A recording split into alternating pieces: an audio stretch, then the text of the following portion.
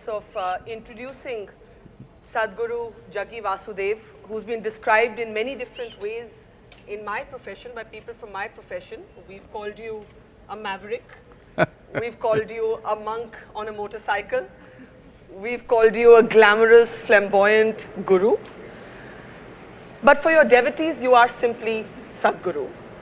And yet, Sadhguru, at a time when faith seems to be in collision with so many other questions that come up as a matter of individual liberty, I think this will make for a very interesting and important conversation for our time. So I would like to thank you for being part of this conversation. And let me start with the spiritual. And I hope what you say today is also addressed to the skeptics. I count myself among a skeptic who, if told that another human being possesses some sort of godly power, I would perhaps as the first instinct not believe it.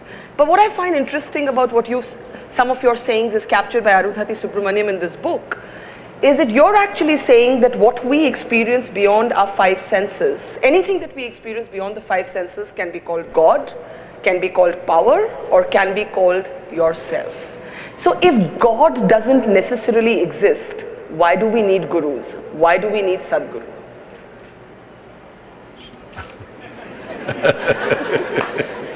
Is there my microphone? Okay, that's good. Do you drive in Delhi? Do I drive? Unlike you, I have a fear of wheels. So if you drive in an unknown terrain, Yes. you use these days a GPS. Yes.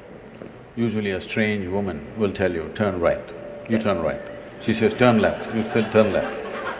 She says, make a U-turn. You make a U-turn. Why? Simply because you're not familiar with the terrain. When you're in an unfamiliar terrain, it is sensible to take instructions. So, are you saying gurus are the new GPS? Not new. Long time ago we've been, for a very long time, way before the GPS came. GPS means what? Guru Positioning System.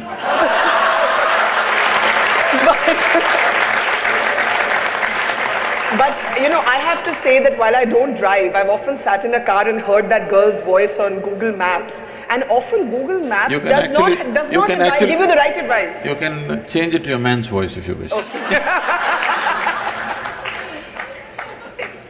This beginning of this conversation perhaps underlines that you are atypical. You are atypical of what we imagine gurus to be.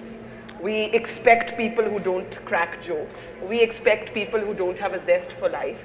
Somehow all of our spirituality has traditionally been centered around giving up, around abstinence of some kind, abstaining from pleasures, from denying creature comforts.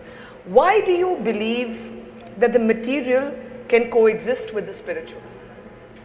It's not that I believe, it's only because you have a body, which is your physicality. You have a life within. If you did not have a body, if you're disembodied, I'm not going to talk to you. Yes.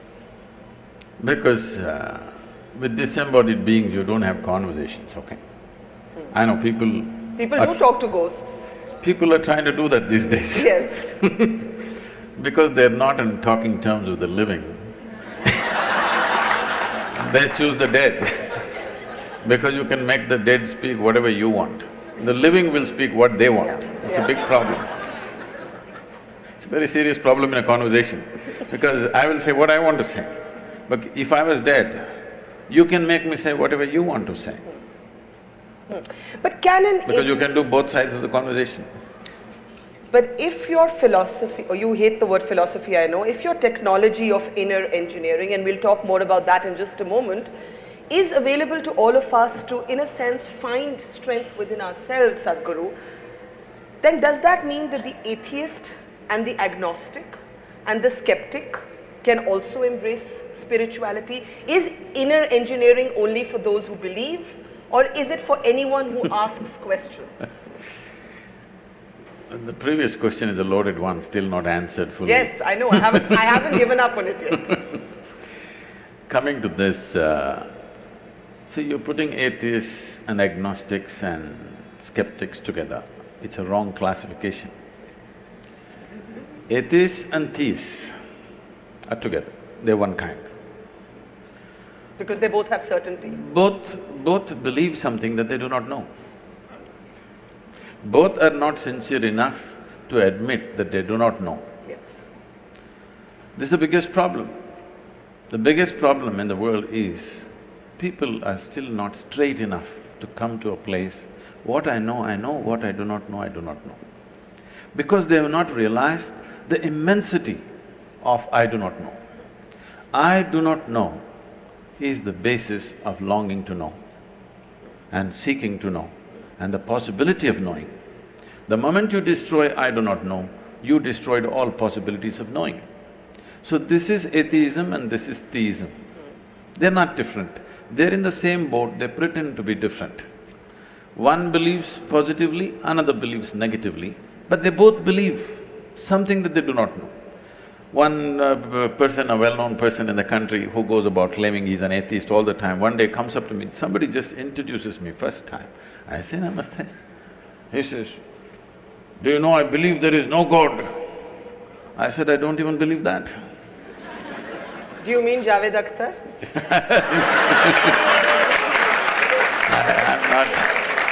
No, that was a good imitation, so I guess it wasn't difficult.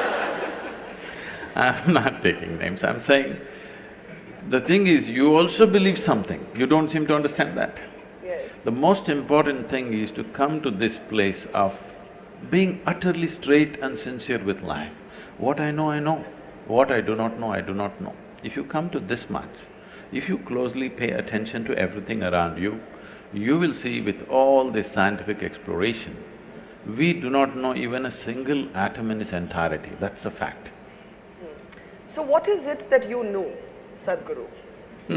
Why are millions of people your devotees? Because you just said that honesty They usually is don't… about They admitting… don't claim that they're my devotees. What do they say then? Huh? What do they say then? Usually they claim they're meditators, volunteers and stuff. Okay, volunteers then. But there must be something they think that you know, because you just said that life is actually about admitting what you don't know.